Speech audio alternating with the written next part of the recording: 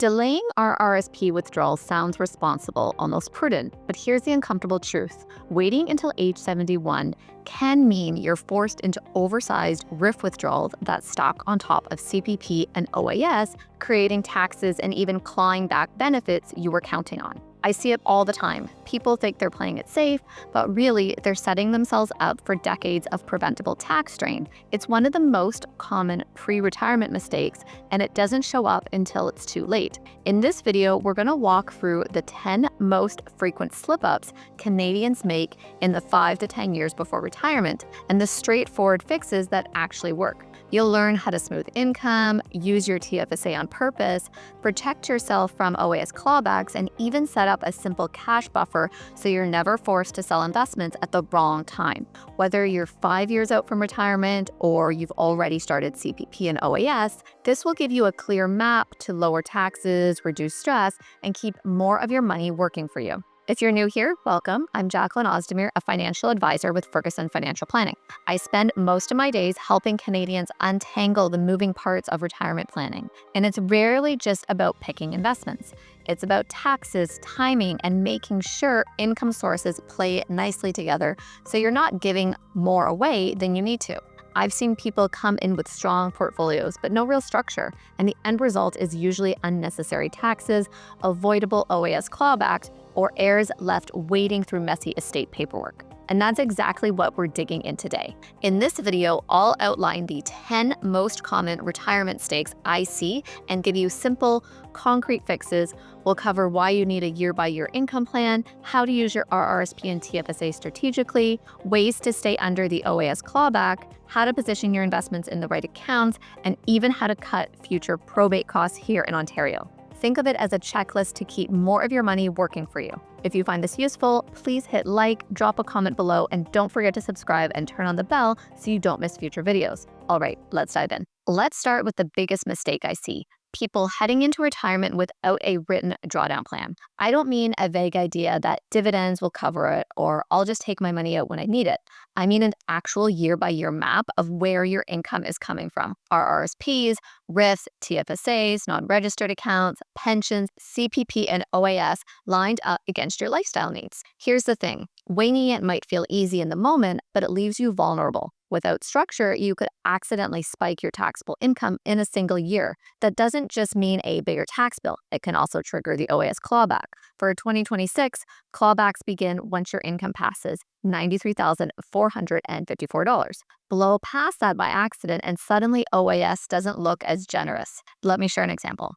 Barbara and Peter are both 62, planning to retire in a few years. They assumed they'd just tap into dividends and wait on RRSPs until they absolutely had to. On paper, it felt conservative. But when I ran their numbers, by the time Peter turned 71, his $1 million RRSP would have to be converted to a RRSP.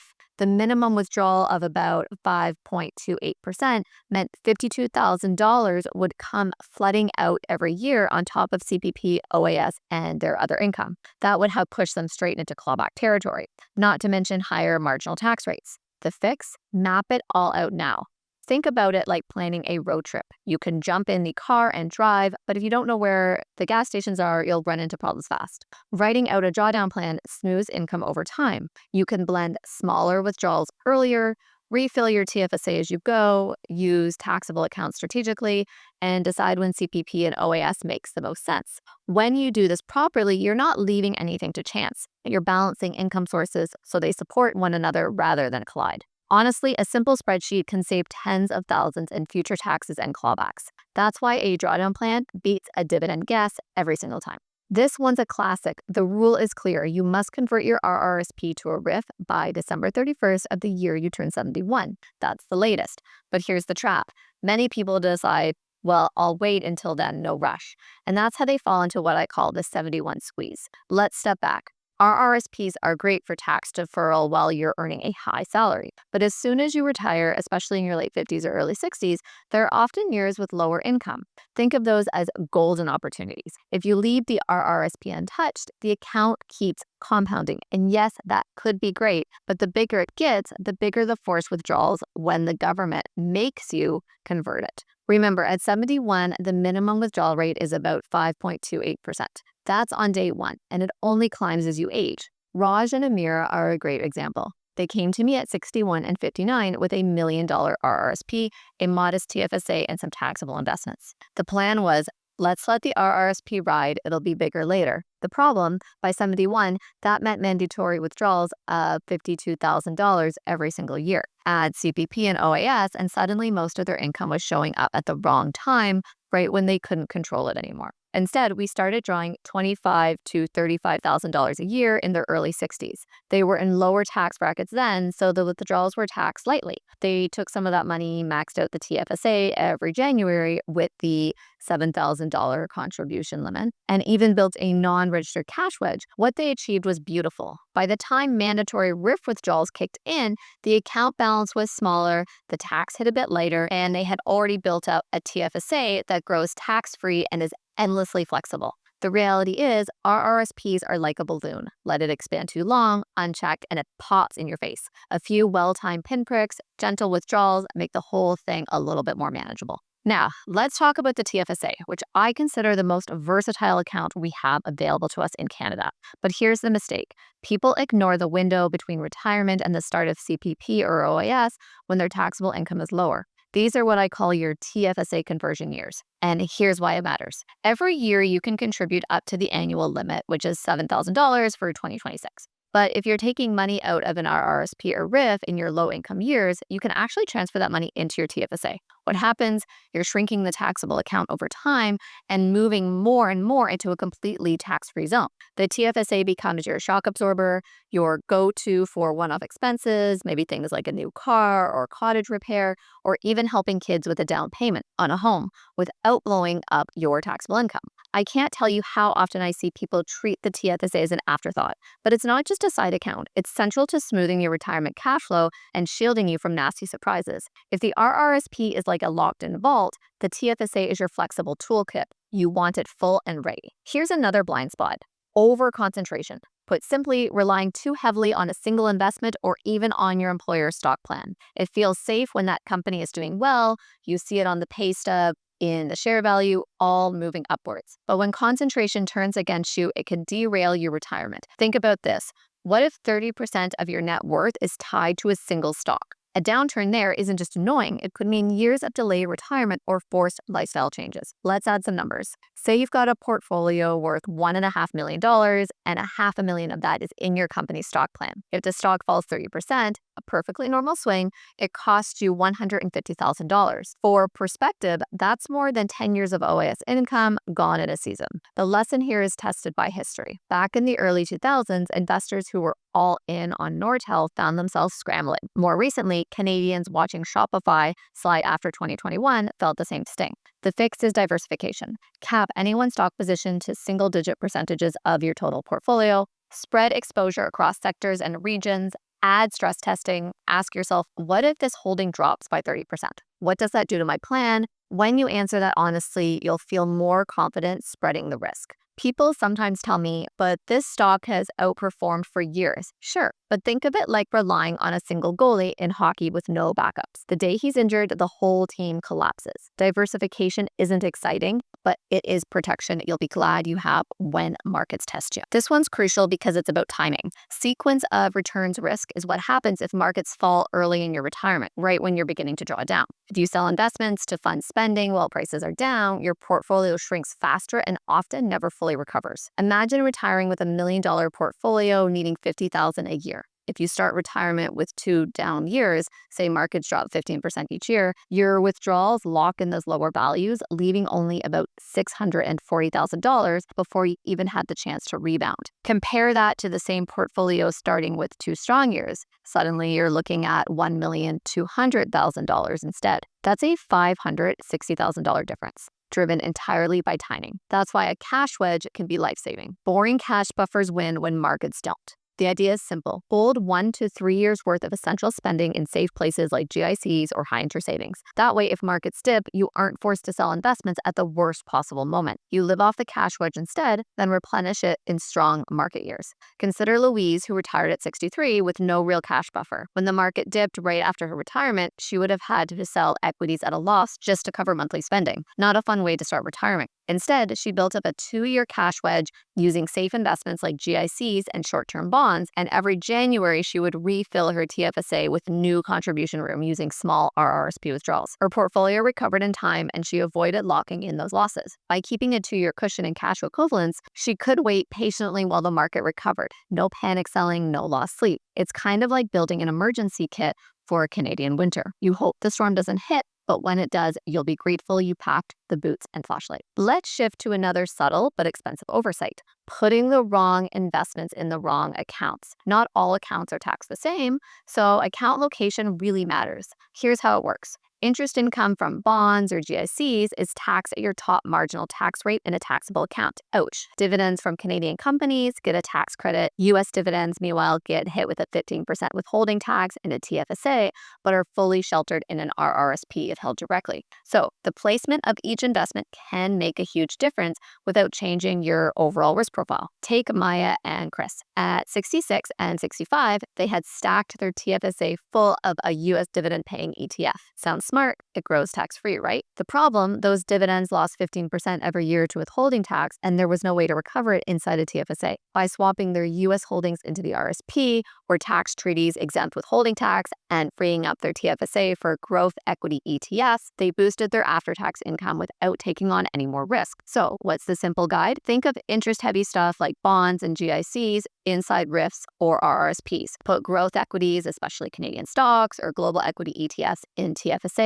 and taxable accounts. Keep US dividend payers directly in RRSPs or RIFs if you want the withholding relief. It's like setting your pantry up smartly. Flour with flour, spices with spices. Everything you need is there, but organized for tax efficiency. When you get account location right, you're not saving just pennies. You can often save thousands over the course of retirement. Here's where things get sneaky. The old age security clawback is one of the most misunderstood penalties out there. The repayment starts once your income hits $93,454 in 2026. Every dollar over that threshold means OAS shrinks by 15 cents. What catches people off guard is how easy it is to cross that line. You might plan regular withdrawals carefully, but then a one-time capital gain, a large RRSP withdrawal, or even an unexpected dividend tips you over. Suddenly, thousands of OAS payments are clawed back, and it feels like money is leaking out of your pockets. Take this situation. Someone with $95,000 in net income that year, they're just $1,546 above the threshold. The clawback is 15% of that access, so about $232. Not the end of the world. But if instead you accidentally withdraw an extra $20,000 from an RRSP without consideration, now the clawback balloons to $3,000. This is on top of the higher income tax bill as well.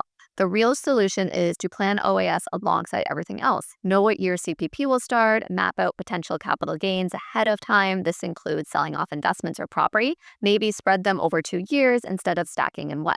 If you're doing RRSP withdrawals, check how close your taxable income is to the clawback zone. Think of OAS as a fragile houseplant. It thrives when conditions are steady. If you flood it with water, in this case, excess taxable income, it wilts quickly. Smooth income and your OAS will last longer and more predictably. If you're incorporated, this one's for you.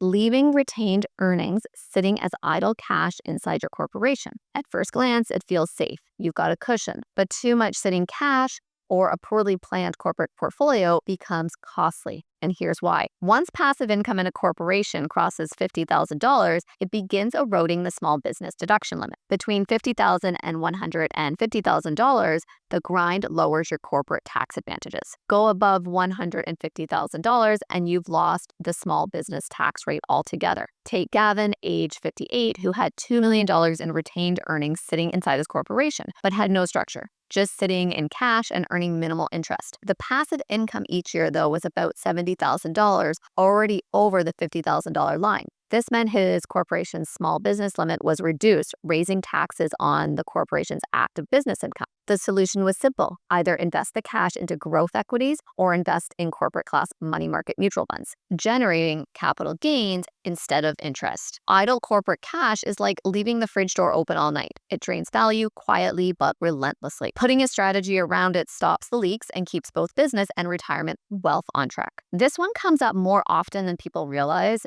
Outdated wills, missing powers of attorney documents, and accounts without named beneficiaries all funnel through the estate. In Ontario, that means the estate administration tax applies, which is 1.5% on everything over $50,000. Not catastrophic, but costly enough to eat into inheritances needlessly. Take Selena, who was 64. Her will was outdated, no beneficiaries on her RRSP or insurance. If she had passed away, all assets would have gone to the estate, meaning delays, legal costs, and estate administration tax. On a $2 million estate, that's over $29,000 gone. By simply reviewing and updating designations, using transfer on death where possible, and having both a primary and contingent beneficiary, Selena could bypass the estate for certain accounts. Combined with an updated will and clear power of attorney instructions, the process for her heirs became clean and efficient. Estate planning may feel uncomfortable, but it's about control. You can choose where your money flows and how fast. Without it, someone else makes that choice for you and charges a fee in the process. Spend 30 minutes reviewing it and you'll save your family months of delay and thousands in unnecessary costs. Let's talk about costs because they matter and they should always be understood. Whether you invest on your own or work with an advisor, there are always costs. The real question isn't, are there fees?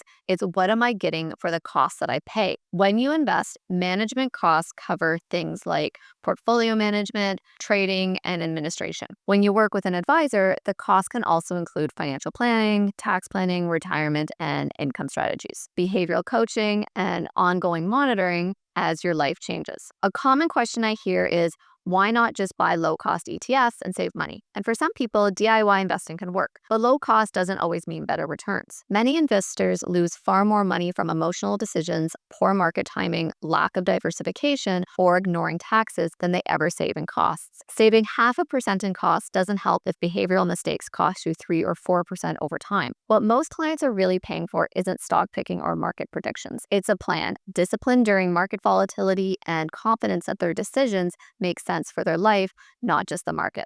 There's also a tax angle many people don't realize. In Canada, the advisor and investment management costs are often tax deductible in non-registered accounts, which can lower the after-tax costs of advice. Costs inside RSPs and TFSAs aren't deductible, which is why proper planning and asset location matter, not just the sticker price of costs. So depending on how your assets are structured, the after-tax cost of advice may be lower than it appears. The choice isn't between being smart or paying fees. It's between doing everything yourself or having professional guidance, structure, and accountability. Good advice isn't about being the cheapest option. It's about helping you make better decisions over decades. There you have it, 10 of the most common mistakes I see pre-retirees make, and more importantly, the simple adjustments that fix them. None of this requires sweeping changes overnight. It's about awareness, timing, and structure. Smooth out income, use TFSAs as shock absorbers, diversify wisely, protect against bad timing, place assets in the right accounts, keep corporate strategies efficient, update estate plans, and above all, understand what you're paying for. Those steps will keep more money in your pocket and help make retirement work on your terms. So let's pull this all together. We've looked at how retirement can unravel when small details get ignored, whether it's waiting too long on RRSP withdrawals, treating the TFSA as a side account, or holding onto too much company stock. The common thread: each decision doesn't just change a tax slip for 1 year, it changes your whole retirement trajectory. Barbara and Peter's forced RIF withdrawals, Raj and Amira's ballooning tax bills, Louise's 2-year cushion, keeping her calm during market dips, those aren't abstract examples. They show how strategy translates into security.